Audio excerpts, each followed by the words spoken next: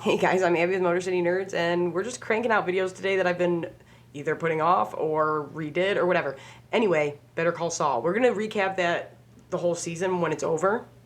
But since I wasn't around when Breaking Bad was on, Breaking Bad, the only argument I'll have with people is like I do think that Breaking Bad is probably.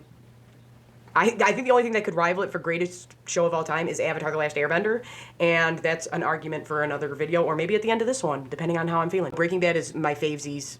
I love Breaking Bad. I know we all love Breaking Bad, but I love Breaking Bad, and Gus Fring is my favorite character. My coworker got me this, and it was so funny because he said they went to a comic book convention, and his daughter got a grab bag, and she was super young at the time, and Gus was in there, and so he was like, and he took it and brought it to me, and I was like, oh my god, and he's like, no, she doesn't need a Gus Fring doll, she got a bunch of other cool stuff, and I was like, oh my god, and I was like, I can't believe you remember that, because I love Gus, because I think people, the badass part about Gus is that we look at the cartel and we're like, oh no, the cartel, they're so bad, oh my god, they do all this shit to people, and the truth is, Gus is the American cartel.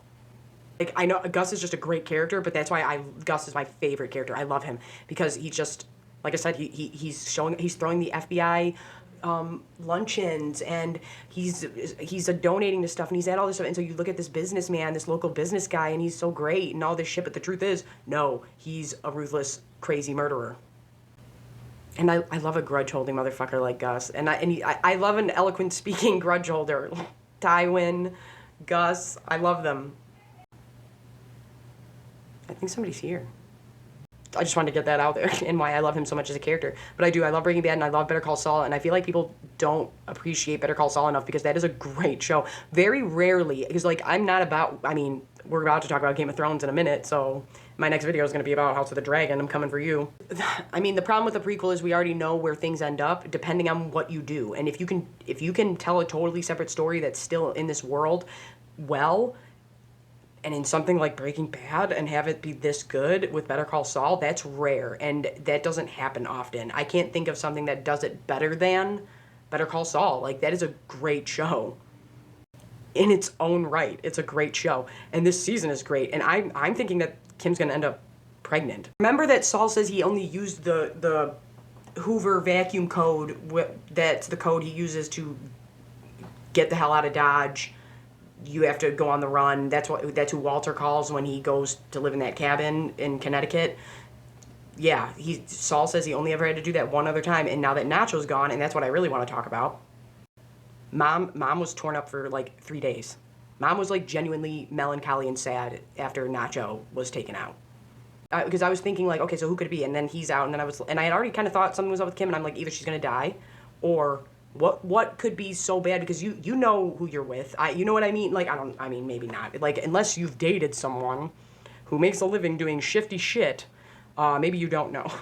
But normally you know who you're with. You know what somebody's capable of when you're with them like that. You know what I mean? And it's like you guys have run scams together and stuff. So it's not like you're the most moral. You know what's going on. You know where this is all coming from and everything like that. And so I was like, what could be so bad that would make her leave? And then it's like, okay, well, the cartel. And it's like, well, I think she's kind of already in on that. And then I'm like, okay, well, I was like, getting pregnant. Getting pregnant would probably make you dip out. You know what I mean? And then I was like, oh, that would make Saul's story even, that would make it so tragic when it's like this fun, like, I know it's a serious character, but like Saul, especially before Better Call Saul and just in Breaking Bad, he was the fun character, the funny character, and it's like, oh, we're kind of giving a big layer to him if that's the case. And that's not to say that they're already not giving him layers. I mean, this whole show is giving him layers and layers and layers, but I'm like, that's a big one, you know what I mean? That would be a huge one. So I'm like, you're not around in Breaking Bad, and my uncle was saying that he thinks that they might work a way in that she was running things behind the scenes in Breaking Bad, and I was like, do you want to know what if they do that? That's kind of lame, and I don't think that, because of the episode when they're clearing out Saul's house. And if anybody didn't know what that was the top of that tequila bottle that Gus has the cartel drink, that fancy tequila they all like, that it was the top to one of those. And because I was like, what is that? A cigar holder? And he was like, it's the tequila bottle. My uncle knows the Breaking Bad universe like I know Westeros, and I know a lot about Breaking Bad. But it pales in comparison to him and my mom. They really do. They have their shit, like, but he knows so much, it's crazy. He'll be like, don't you remember that one time they made a left? Also, Ford, how much did you fucking pay? How much did you fucking pay to have not just your logo up front and center? And I know that Vince Gilligan's really big on, like, the vehicles people are driving, and it did make sense for the story how she was like, would you really be driving a brown Ford Taurus, you know, but it's like, no, companies spend money to have their logo shown like that. And not only shown, but it's straight up in the dialogue and a part of the plot now. But yeah, no, I just went on a rant about work and suspending me, but you're paying Better Call Saul to show your product. Thanks. I appreciate it. And tons of different brands do it. It's just I notice it more on vehicles specifically because I build vehicles. I think that we all get annoyed by the amount of ads that are in our movies now, but it's like, it's just funny with cars because it's like I just notice it immediately. But in Better Call Saul, it was like directly part of the story. But anyway, what I really wanted to talk about is Nacho and his connection to Jesse Pinkman. I guess I shouldn't say connection because it's not a connection. It's just, I think it's very telling with Mike's character. Like, this is what I mean about good writing and stuff. Why Jesse got all these second chances, you know what I mean? And it's like, normally if you're in the mob or some shit like that and you're using or something, if you are a liability to them, you're gonna get taken out. And Jesse over and over again got these second chances, and we love Jesse and we love Nacho, but I'm assuming Mike allowed Jesse to do and get away with as much as he did and helped Jesse as much as he did because of what happened with Nacho. Because the characters are very different. The characters are very, very different of Jesse and Nacho, but that, you know, that would make sense with Mike. And I'm like, oh, that's why, like, this one you screwed up with, this one you lost, this one really irked you, so you're not going to let it happen again to another person that you care about, another guy that works for you. And honestly, I think Mike is my second favorite character, Gus and then Mike, and I love Mike. That's what I mean. This whole series has great characters, but yeah, Gus and Mike are definitely my favorite. But I'm shocked at how good this show is, and I really noticed that with that episode of him passing. I was like, oh, Mike, and then I was like, oh, this all makes sense now. And everybody kind of just lets Jesse get away with stuff. Gus lets him get away with stuff because of Walter, and Walter lets him get away with stuff because he cares about him. Mike lets him get away with stuff because he's like looking out for him, and he's, you know, and and normally with characters like Jesse, that doesn't happen. I think originally Jesse was supposed to die in like season 1 or 2, but then the fans loved him. But it's just, that doesn't happen. Like I said, go watch any mob movie. If someone's like on drugs or telling their wife everything or whatever, you are a liability in any way, shape, or form, we're not going to keep you around. And they continued to allow Jesse to stay alive. This is what I mean about layers, and how this is how you write a character very well, and how you show an audience something, and you don't need to spoon feed us like we're stupid little babies. You can just watch it and appreciate the characters and the good story going on, or you can be like me and notice shit like that. And that is the brilliance of Breaking Bad and Better Call Saul.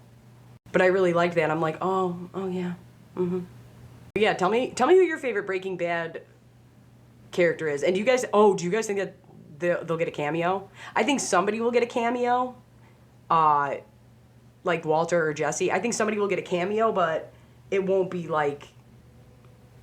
It will either be, well, this is what I would want it to be. I want it to be just like, I see you at the gas station, or something like that, and just in passing, and we can go, oh my God, there they are. That's it. Or literally have the series end with him meeting Walt. But we still don't know what's going on because we're in the present time and him being followed and everything like that. And that, I think that'll be super interesting to see, because we don't know how far they're going to go with this story. Like, yes, we have to get to present time, but this is him like remembering everything, you know what I mean? Like him working at the Cinnabon now he's being followed, and so now we're seeing him think about his life, you know, and remembering his life. So it could always just flash past all of the stuff with Walt and Jesse, but I'm hoping that they don't, because that, I know some people really don't want them in it, but I'm like, no, I don't want them in it. But I think we have to see them at some point to have this work, right? Like, because it's not even fan service at that point. It's, you went into hiding because of the shit that went down with Walt and Jesse. Yeah, these are just some of the Better Call Saul thoughts I'm having today.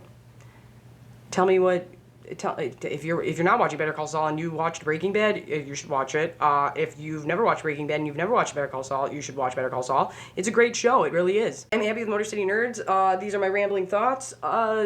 comment, share, like. It really helps me out a lot. I got a bunch of new videos up. And yeah, I just wanted to talk about this really quick and let you guys know that we are going to recap it and we're going to talk about it. It's just going to be all at once, or we'll just do like 2 giant chunks.